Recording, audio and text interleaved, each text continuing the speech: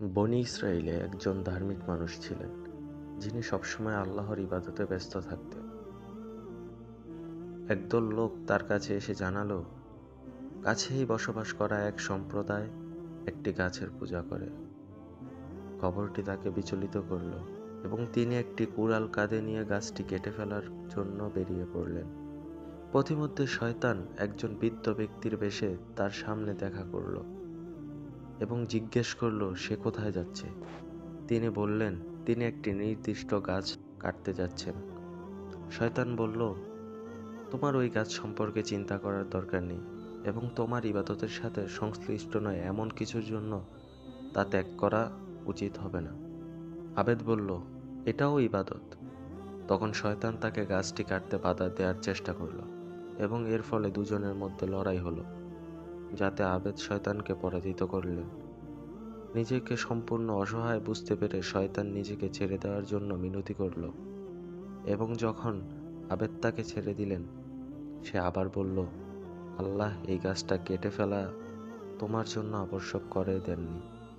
তুমি এই গাছটি না কাটলে কিছুই হারাবে না। যদি গাছটি কাটার দরকার হতো, আল্লাহ তার অনেক নবীর মধ্যে একজনের দ্বারা এই কাজটি করিয়ে নিতেন। আবেদ আবার গাছটি কাটতে উদ্যত হলেন। তাদের মধ্যে আবার লড়াই হলো এবং আবেদ আবার শয়তানকে পরাজিত করলেন। শয়তান বলল, আমি একটি প্রস্তাব দিচ্ছি যা তোমার জন্য সুবিধাজনক হবে।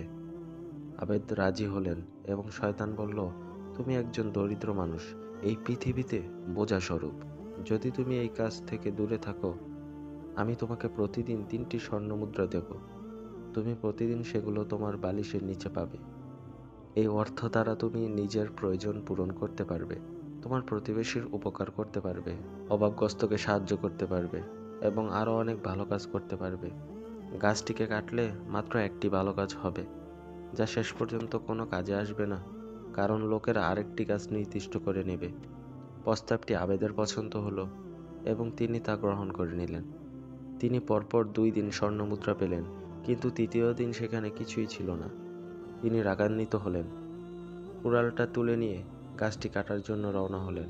পথিমধ্যে বৃদ্ধের বেশে শয়তান তার সাথে আবার দেখা করল এবং জিজ্ঞেস করল সে কোথায় যাচ্ছে। গাছটি কাটার জন্য চিৎকার করে আবেদ জবাব দিলেন, আমি তোমাকে তা করতে দেব না। শয়তান বলল। দুজনের মধ্যে আবার লড়াই হলো, কিন্তু এইবার শয়তান প্রাধান্য বিস্তার করলো এবং আবেদকে পরাজিত করলো। আবেদ তার পরাজয়ে বিস্মিত হলেন এবং শয়তানকে বিজয়ী হবার কারণ জিজ্ঞেস করলেন।